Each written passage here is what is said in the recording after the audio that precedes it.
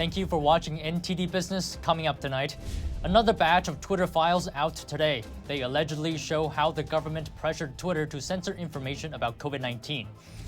More attacks on the power grid in Washington state over the weekend, leaving thousands without power on Christmas Day. And China could be experiencing the largest COVID outbreak in the world. The numbers leaked from a meeting of the country's top health body. That and much more coming up at NTD Business. Great to have you with us. Don Ma here. Many have been waiting to see the latest batch of Twitter files that were released this morning. They show how the government pressured Twitter to censor information about COVID-19 and vaccines. Journalist David Zweig published the files. He says countless instances of Twitter posts were taken down or labeled as misleading because they differed from the CDC guidelines or, quote, establishment views around COVID-19 or vaccines. NTD's Jason Perry has the story. Last year, the federal government spoke openly about its expectations for big tech and COVID-19 misinformation. Here's the Surgeon General, Dr. Vivek Murthy. We're asking them to operate with greater transparency and accountability. We're asking them to monitor misinformation more closely. We're asking them to consistently take action against misinformation super spreaders on their platforms. But according to the Twitter files that were released on Monday, the White House was, quote, very angry after meeting with Twitter. And the Biden team didn't think Twitter was doing enough to deplatform several accounts. Many people see this as a violation of free speech, as the government allegedly pressured a private company to censor speech. On Monday, Harvard professor and epidemiologist Dr. Martin Kulldorff shared his thoughts about the Twitter files with Jan Jekielek of the Epoch Times American Thought Leaders. In order to stay on the platform, which is an important source of communication, I had to self-censor myself. And other people will self-censor themselves. That's devastating for public health if you have leading public health. We reached out to the White House and we'll include their comment when they respond. More information of how the government allegedly pressured Twitter to censor information about COVID-19 can be found at David Zweig's Twitter page. Jason Perry, NTD News. At the end of his story, Zweig highlighted how Twitter's censorship could have impacted society, citing children missing out on education and small businesses closing down. Among other things, he asked people to think, if Twitter had allowed an open debate, could any of this turn out differently? And over the weekend on Christmas Eve, there was also another edition of the Twitter files dropped by independent journalist Matt Taibbi. In Part 9, Taibbi revealed that cooperation between Twitter and government agencies went far beyond the FBI. It also included the DoD, CIA, and other agencies. Taibbi wrote that Twitter had so many interactions with government agencies that the company couldn't keep them straight. He said, quote, Twitter had so much contact with so many agencies that executives lost track. Is today the DoD and tomorrow the FBI? Is it the weekly call or the monthly meeting? It was dizzying. Different agencies from state governments to local police flooded Twitter with moderation requests. Cooperation was especially prevalent before the 2020 presidential election. Twitter received moderation suggestions from the FBI and others with lists of hundreds of, quote, problem accounts. House Republicans are signaling they want to conduct an in-depth investigation of the FBI once in power. The development comes in light of the Twitter files revelations. It highlighted the agency allegedly exercising a heavy influence on policy decisions of the social media company. NTD's Daniel Monahan has the story. Congressman Jim Jordan says the Bureau needs to be investigated in the same manner as the Church Committee. The Church Committee investigated abuses by the CIA, FBI, and other agencies. It was led by Senator Frank Church. The investigations revealed the now infamous CIA MK-Ultra program. That was an unlawful program that experimented on humans. The objective was to find drugs that interrogators could use to break people and force confessions using brainwashing and psychological torture. Congressman Jordan told Fox News how a whistleblower described the FBI. Rotten at the core, at the Washington field office, at the upper echelons of the FBI. That's what they're telling us. Not one, multiple whistleblowers. House Republican leader Kevin McCarthy is also calling for action. He says that private companies have become a political arm of the FBI to go after individuals with no repercussions. He's also calling for a church committee-style investigation. Here's McCarthy on Fox News. The number of whistleblowers that have come forward, that have talked to us about this is going to be a much bigger situation than people realize. Journalist Matt Taibbi released more internal Twitter files over the weekend. Those suggested that the FBI had assigned staffers to look for Twitter term of service violations to get accounts suspended. Taibbi released a November 2020 message from then Twitter lawyer James Baker, himself a former FBI official. In the email, Baker noted that it is, quote, odd that the FBI is searching for violations of our policies. In response to the recent reports detailing the FBI's interactions with Twitter, the law enforcement agency claimed that conspiracy theorists are trying to damage the Bureau's work. Daniel Monahan, NTD News. Disruptions to Christmas travel continued into today. Over 3,600 flights were canceled, 500 more than yesterday. Much of the U.S. still reels from the impact of the powerful winter storm. FlightAware data shows that there were also about 5,900 flights delayed in the U.S. today. Yesterday, delays totaled over 7,800. Storm Elliott was termed a once-in-a-generation storm by some forecasters. At least 38 people have died and hundreds of thousands were left without power this Christmas. The storm swept through much of the United States and parts of Canada. It brought freezing temperatures, flash floods, and blizzards. Ahead of the holiday weekend, around 73% of the U.S. population was under some kind of winter weather advisory or warning. Some regions have now lifted their winter storm warnings, but much of the eastern part of the country is expected to remain in a deep freeze into tomorrow.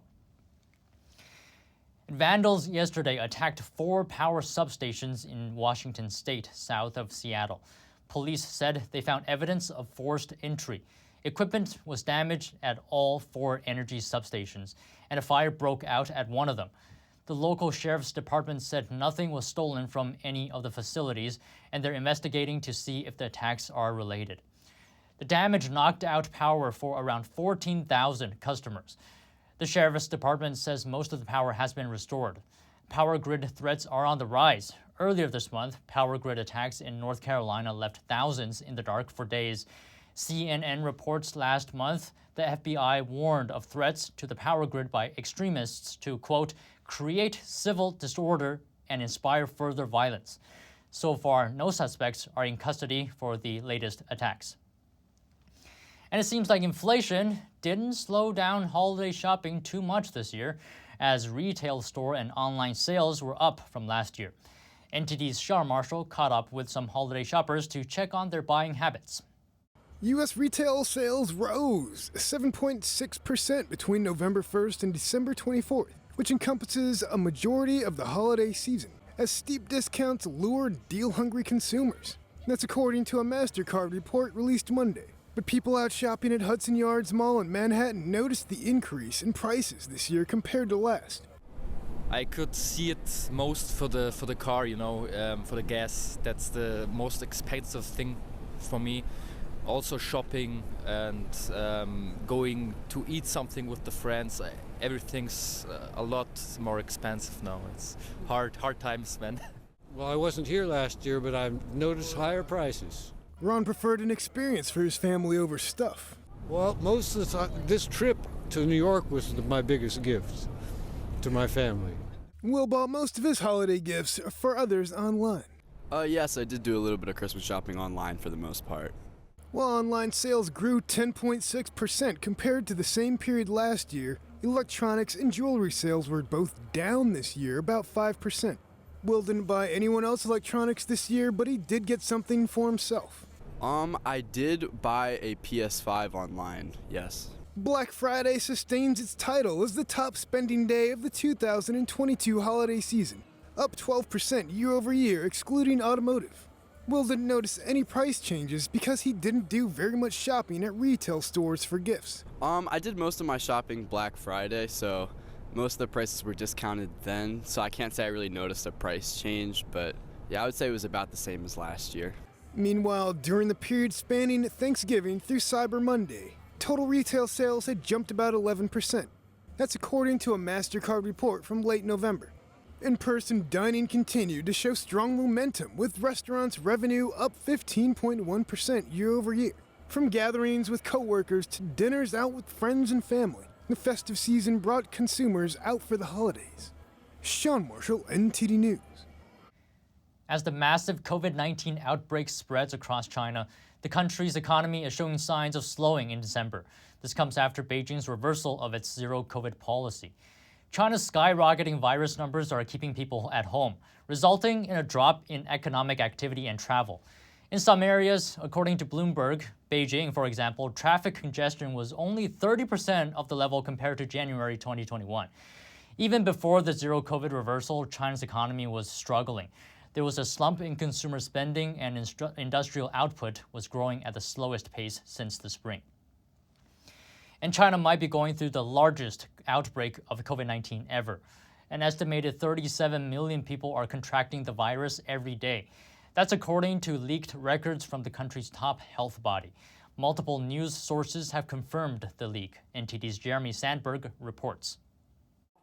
It's hard to know China's actual numbers when it comes to COVID, as the Chinese Communist Party, or CCP, has hardly been forthcoming since the pandemic started. But according to leaked minutes from an internal meeting of China's National Health Commission last week, officials say about 250 million people were infected with the disease in the first 20 days of December. That's about 18% of China's population. The figure is exponentially higher than the regime's official virus tally. If accurate, it would put China's outbreak as the largest in the world. Bloomberg and other media outlets confirmed the notes with anonymous officials involved in the discussions. A screenshot of the conference notes circulating online shows the virus apparently spinning out of control, especially in Beijing and southwestern China's Sichuan province. It appears to have hit over half of the residents in those areas. After nearly 3 years of strict zero-COVID policy, the Chinese people have been left with little natural immunity against the CCP virus. The minutes cited 12 major Omicron subvariants found in China. The 3 listed most prevalent are BA5.2, BF7, and BM7. How the agency arrived at these figures remains unclear, as the country abandoned mandatory mass virus testing earlier this month. But the numbers do appear consistent with anecdotal evidence of a spike in infections and deaths nationwide, including among the CCP's elite circle. The numbers also align with analysis by UK researchers projecting up to 279 million cases nationwide, with up to 2.1 million deaths. The virus surge has overloaded morgues and hospitals across China. Experts predict the peak in the whole country will come in January, when tens of millions of people travel across China to celebrate the Lunar New Year with family. Jeremy Sandberg, NTD News. And China's National Health Commission will stop releasing daily COVID-19 case numbers. The NHC said, quote, "From today, we will no longer publish daily information on the epidemic." Doubt has surrounded the virus numbers provided by the NHC. Some Chinese cities have reported daily infection numbers that have far surpassed the official tally. Chinese users on social media commented on the NHC's decision. Some wrote, "Finally, they're waking up and realizing they can't fool people anymore." Another said this was the best and biggest fake statistics manufacturing office in the country. The NHC did not give a reason for halting the release of daily COVID case numbers. The year is wrapping up and many will be making financial resolutions for 2023. And experts say don't wait until January 1st to pin down those money moves. In this next story, we have 5 things financial experts recommend you do now to set yourself up for financial success next year. Before you ring in the new year, how about reining in your 2023 finances? You want to be able to have your ducks in a row. You want to have your finances organized. After a year of historic inflation, rising interest rates, and growing recession fears, this duo of financial experts say now is the perfect time to reflect on your spending and plan for the future. Prioritize paying off high interest rate debt, bulking up your emergency fund. If improving your finances is one of your 2023 resolutions, here are 5 money moves to consider these final days of the year. 1. Look ahead and decide which big purchases you'd like to make next year. Then create a plan to afford that new car, house, or trip. Making sure that you are building all of that into your budget is going to be number 1. 2. Look back at your expenses and figure out what worked and what didn't. 3. Tackle that lingering debt. Either pay it off now and avoid dragging it into next year, or come up with a plan to pay it off in 2023. We see the feds raising the rates on interest, and so things like credit card debt, personal loans, anything that has a variable interest rate is going to cost you more. 4. Boost your emergency fund. Figure out the most scaled back amount you need in order to get by month to month. That's going to include housing. It's going to include basic food and groceries, not a lot of dining out. And 5, decide how much you'll invest next year and in what. Just make sure that you're earmarking money for investing that you are not going to need for at least the next 10 years. And this will forever be a memorable Christmas for a family from Buffalo, New York. They were among dozens of people who were left stranded when a blizzard hit the city on Friday. The family of 6 lost power in their home, so they decided to head to a hotel for the night. But then they got stuck on the road. Members of the Buffalo Airport firefighters came to their rescue. The family, with kids ranging from 9 months to 8 years old, spent Christmas Eve and Christmas Day at the Firehouse. And Santa still managed to find them, even though they weren't at home. Saving the day for the second time, the firefighters quickly improvised and wrapped up presents for the family to enjoy. Christmas weekend always brings a lot of big movies, and this year was no exception. Could an animated adventure, a musical biopic, or a tale of old Hollywood spoil the Avatar sequel's holiday cheer? We have the early box office estimates for the top 5 films in theaters. Black Panther: Wakanda Forever is up to $426 million in domestic ticket sales after a 5th-place weekend worth $3 million. $3.5 million put Babylon in 4th place in its first weekend in theaters. Whitney Houston, I Wanna Dance with Somebody debuted at number 3 on the chart, grossing $5.3 million. This is a person party. That's your party. So this is where dignity goes to die. Puss in Boots: The Last Wish was the top new movie in theaters, lapping up $11.4 million in its opening weekend. So what does her heartbeat sound like?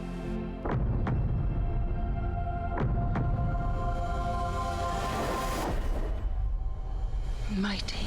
Avatar: The Way of Water soared to victory for the 2nd straight weekend, taking in an estimated $56 million for a 10-day domestic total of $254 million. Worldwide, Avatar: The Way of Water has earned an estimated $881 million so far.